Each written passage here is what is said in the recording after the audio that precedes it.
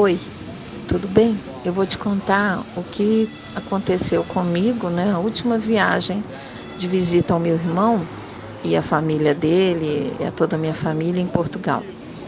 Eu sempre gostei muito de Portugal e a gente sempre acredita que a casa do vizinho é melhor que a nossa. Pensando nisso, quando eu peguei o táxi, assim que eu cheguei no aeroporto, já tem aquela situação da pessoa perceber que a gente fala o português diferente. A gente já comenta com o motorista, passei o endereço, e aí ele percebeu que eu era brasileira. E aí a gente começou a conversar no caminho sobre o que tem mudado em Portugal. E o motorista, um pouco angustiado com a situação do próprio país, começou a me relatar dos problemas que Lisboa e todo o país tem enfrentado. Começou a falar do problema de trânsito, que o trânsito é muito difícil, depois falou das moradias, que para morar em Portugal, principalmente em Lisboa, é uma situação inviável você conseguir um aluguel, algo que seja decente.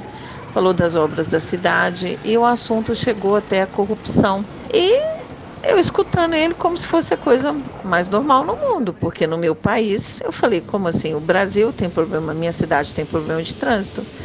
A minha cidade, o custo de vida também é muito difícil. Nós saímos agora de um sistema que era mais voltado à extrema direita, então nossa situação também não é fácil.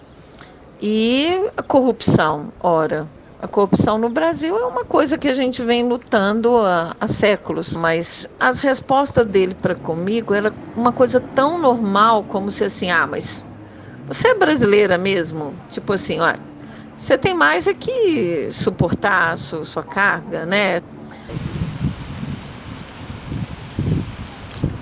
Olá, sou Beatriz, tenho 20 anos, nasci em Lisboa e morei sempre em Portugal a minha vida toda. Já minha família ela veio para cá em 96, vieram de Belo Horizonte, em Minas Gerais, que é o interior do Brasil. Durante minha infância, uma parte da minha vida, 7 anos para ser mais exata, que a gente deixou de ir no Brasil. Aí eu meio que perdi esse contato. E era uma coisa que me deixava muito triste, porque das memórias mais antigas que eu tenho é no Brasil. É até uma memória que eu tenho com meu avô, e que eu tô com a minha prima e com meu irmão. E a gente tá descascando pamonha numa tarde. Então, enfim, tinha sempre muitas memórias assim, carinhosas em relação ao tempo que eu passei no Brasil. Aí, entretanto, eu entrei pra escola e foi aí que eu comecei a sentir um pouco esse sentimento de ser estrangeira, né? Que tinha várias situações em que os professores meio que pegavam no meu pé pelo jeito que eu falava. Até que teve um episódio em que a minha professora, enquanto a gente estava lendo um texto, me chamou a atenção falando que Beatriz, você tem que aprender a falar o português correto, né? Que aquilo que você fala não é português, é um dialeto. Eu lembro que isso ficou na minha cabeça, embora eu não tivesse entendido direito, mas aí eu meio que sentia a necessidade de começar a aprender o português daqui. Só que aí não acabou por aí, né? Eu aprendi, só que os problemas persistiram. Que aí agora já não era o problema com o jeito que eu falava, mas era quando a minha mãe ia na reunião dos pais. Porque aí, como ela era brasileira, aí os professores me associavam a ela, né? Porque eu sou filha dela. Aí começavam a me tratar como se eu fosse burra, ou então ficavam muito surpreendidos quando eu fazia alguma coisa direito. Até que depois eu pedi para minha mãe, isso eu nem cheguei a contar para ela, mas eu pedi para ela parar de ir na reunião dos pais. Mas aí os problemas também continuaram, porque eu tenho assim meio que duas vozes na minha cabeça, né? Uma que fala português de Portugal e uma que fala português do Brasil. Aí cada hora uma se manifesta mais que a outra, mas na hora que eu escrevo, as duas se manifestam assim em conjunto, elas meio que estão juntas, que eu não consigo distinguir uma da outra. Então quando eu entregava um trabalho, os professores depois me acusavam de plágio, porque eles falavam, isso claramente você tirou de um site brasileiro. Aí eu tentava explicar, não professor, que eu também sou brasileira. Aí eles falavam, nossa, sério, você fala português tão bem. Que é um pouco irônico, né, que nunca tive paz em relação a isso. Mas agora que você já é mais velha, que você já se defende em relação a isso, por que você não fala como você quer? Aí eu respondo que, na verdade, eu ter essa capacidade de mudar de sotaque, muitas vezes me livre de muitas dores de cabeça. Porque eu olho para o caso da minha mãe, enquanto que para mim se é uma coisa que acontece muito esporadicamente, alguém fazer algum comentário maldoso ou preconceituoso, com a minha mãe é algo constante, que é no trabalho que acontece, é quando ela vai em entrevista de emprego, que perguntam sempre para ela primeiro se ela consegue mudar o sotaque, é quando ela tenta resolver algum problema pelo celular, que ela liga e vê que é brasileira, aí meio que desconversa e tenta não resolver o problema, aí muitas vezes ela chega para mim e pergunta: ô Bia, liga aí para mim, por favor. Aí eu ligo, começo a falar assim e então já posso ser levada a sério e resolvem o problema. E também com a minha mãe, quando ela tenta renovar documentos, é sempre um problema, é sempre uma dor de cabeça. Que muitas coisas que eu aprendi do Brasil aconteceu, fui eu própria que pesquisei sozinha, de certa forma. Porque a minha mãe, por conta dela estar morando aqui tantos anos, né, ela já tem mais anos morando em Portugal do que no Brasil, e por conta de tudo que acontece com ela diariamente, ela meio que tem uma certa aversão a algumas coisas do Brasil. Ela até começa a ter uma imagem do Brasil que é os portugueses que têm, chega a ser curioso. Mas acontece que muitas vezes quando eu estou em casa e quando eu tô onde eu estou mais confortável para falar do jeito que eu quero, muitas vezes ela vira para mim e fala: ai Bia, não fala assim, que é feio. Aí eu fico confusa, né? Tipo, como assim é feio? Ela fala: ah, não, que sai muito enrolado, não fala assim. Aí eu meio que dou uma bronca nela, tipo, como assim você tá falando que é feio? É o jeito que você fala, é de onde você veio. Como é que você pode falar isso do seu próprio país, né? Mas, enfim, eu meio que puxo por ela, para ela ser quem ela é, né? Porque eu sei que é muito sofrido para quem já tá aqui há tanto tempo e diariamente escuta comentários maldosos. Não sei se é tipo relevante falar que muitas vezes quando descobrem que eu sou brasileira, tipo, meio que desencadeia comportamentos de assédio. Não sei se isso é tipo, ou se é muito pesado. Yeah. Achas que é muito pesado?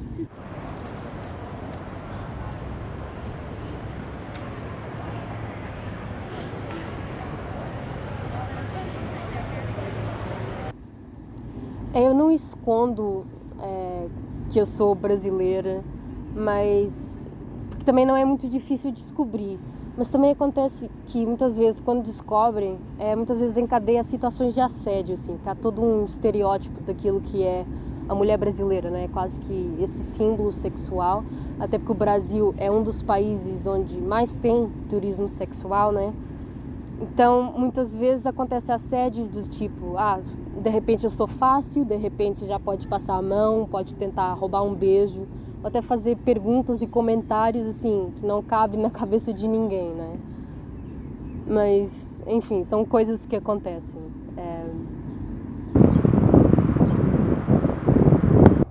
Chamo-me Mariana, tenho 30 anos e sou filha de mãe algarvia e o meu pai é de Cabo Verde.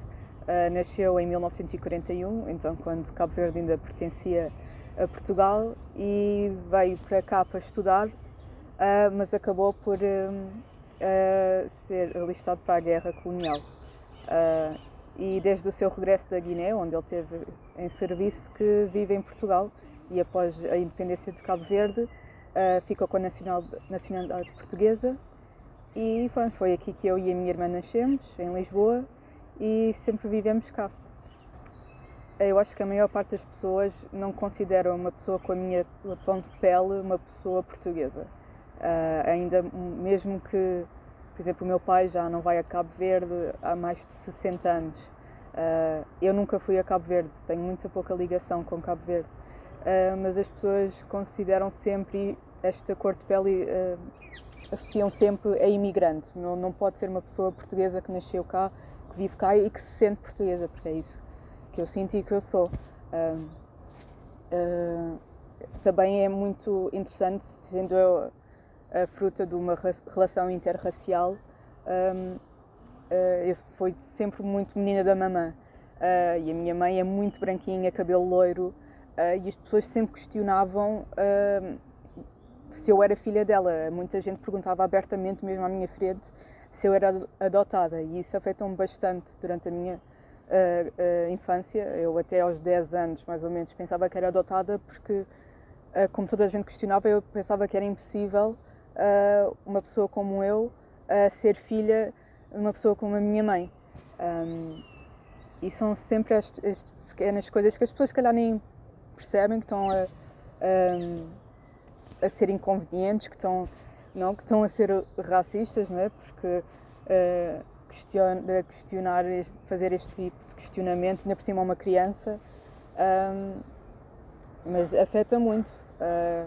E mesmo a minha mãe, coitadinha, então, mas não olha para o teu pai, tu és parecida com o teu pai. E eu não, sim, mas eu não sou parecida contigo.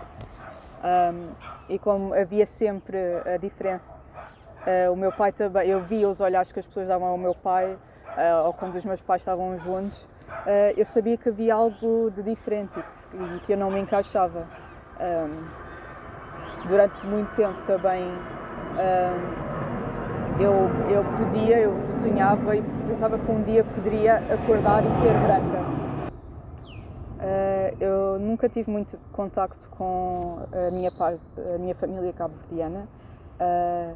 Tinha alguns familiares que vivem aqui em Lisboa ou nos arredores, mas a maioria voltou ou então emigrou até para outros países, como a Holanda e para a França. Então não falo muito mal crioulo, compreendo melhor do que falo. Nunca foi uma coisa que o meu pai insistisse que eu soubesse. Então é sempre muito estranho, porque eu não tenho outro sítio onde eu me possa ir ter, ou um contexto familiar que eu possa ir ter onde seja aceito ou quando não me sinta diferente, porque eu também não pertenço a cultura cabo-verdiana, por mais que eu tenha orgulho nas minhas raízes africanas. Não é algo que seja próximo ou que faça parte do meu íntimo. É uma coisa também que eu fui muito descobrindo à medida que eu ia crescendo por iniciativa própria, percebendo melhor o contexto histórico, qual era a relação com Portugal, a história complicada de Cabo Verde, porque eram ilhas desertas.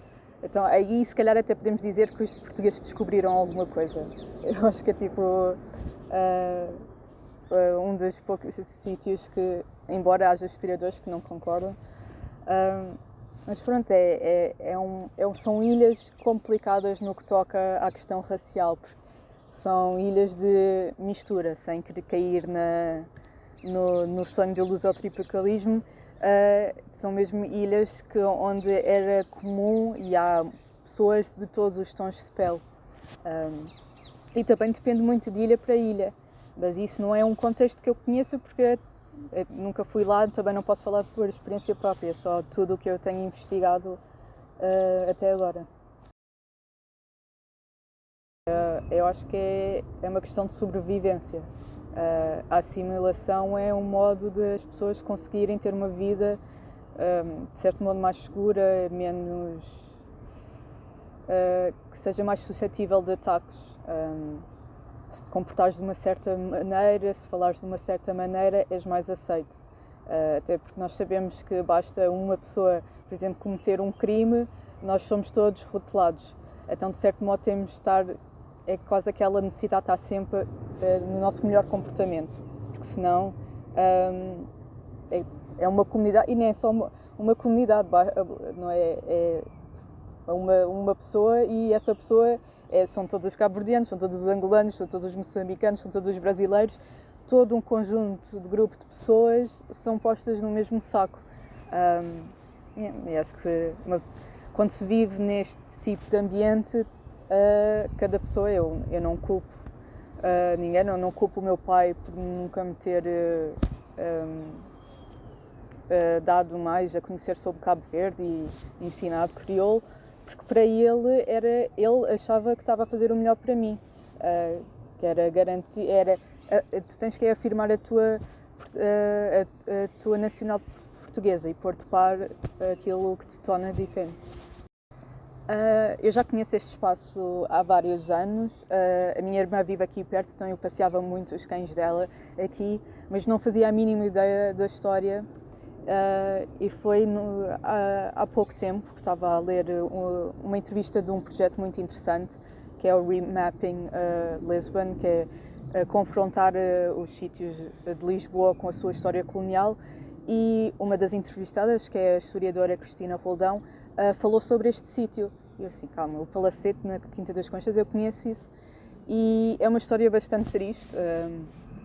O Palacete está abandonado e dizem que está assombrado também, porque o dono, que pertencia à família Mantero, no século passado, era um comerciante muito abastado, que tinha negócios em São Tomé e Angola, e numa das suas idas a São Tomé apaixonou-se por uma mulher de lá e ficou louco por ela e decidiu trazê-la aqui para Lisboa para viver, só que reza a história que ela era de uma beleza extrema e ele, por medo e por, de certo modo, sim, medo que outros a cobiçassem, pô-la numa jaula onde ela passou o resto da sua vida, acabou por enlouquecer e morrer. E eu acho que, de certo modo, acaba por ser uma espécie de metáfora muito para a vivência das mulheres negras em Portugal. Acho que há sempre um sentimento muito de estarmos aprisionadas, enclausuradas, porque nunca nos temos que estar muito atentas ao modo como nos expressamos. Temos que pensar tudo muito bem, com medo de que as outras pessoas não aceitem, pensando que nós somos o estereótipo da mulher negra zangada, ou então que recebamos a típica resposta de se nos queixamos, então volta para a tua terra. E eu acho que é uma história tão triste, mas que devia ser lembrada, devia haver muito mais informação e o homem que fez isto, de certo modo, é muito glorificado na história de Portugal, porque tinha muito comércio, fez muitas coisas, e no entanto esta parte da sua história é apagada, da mesma forma que a maior parte da história das mulheres negras e dos homens, mas acho que em termos, os corpos femininos também acarretam outro tipo de violência, e é importante nós pensarmos, lembrarmos, e era, como diz a Cristina Roldão, era muito bonito poder reverter a história deste palacete, de fazer algo com ele que fosse instrutivo, que no início foi um sítio que foi a desgraça de uma mulher, mas que se calhar no futuro podia ser uma casa para as mulheres negras de Portugal poderem conviver e estudar e falar sobre as suas vivências.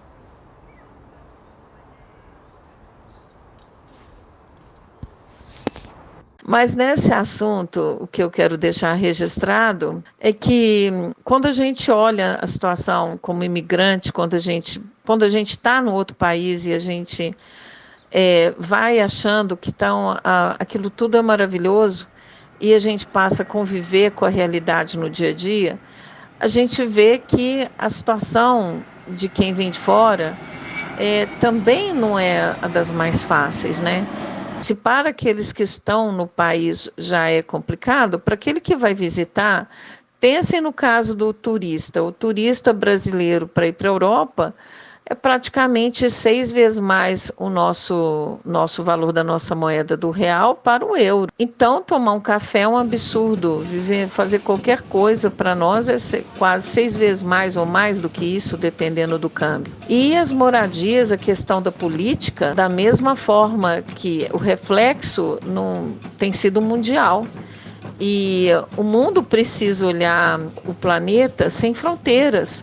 Talvez tenhamos que começar a pensar numa forma de ser humano e não numa forma de divisas de território e de moedas. É importante que quando a gente tem contato com alguém que é da cidade e você está chegando esperando encontrar conforto, achando que aquela situação está ruim, mais ruim ainda para quem vem de fora. As pessoas que são de outros países, que vão começar a vida, principalmente que sai da América e vai para a Europa, é muito difícil. É muito difícil. Não basta só ser jovem e corajoso. Acima de tudo, tem que contar com muita sorte, porque muitos não conseguem. Eu continuo admirando a Europa e principalmente Lisboa, uma cidade que eu amo demais, mas lutar pelos direitos, lutar pela melhoria, porque se não somos nós que vamos fazer, ninguém mais fará. Abril e maio de novo! Com a força do povo! Abril e maio de novo! Com a força do povo! Somos muitos, muitos mil para continuar abril! Somos muitos, muitos mil para continuar abril! Somos muitos, muitos mil para continuar abril!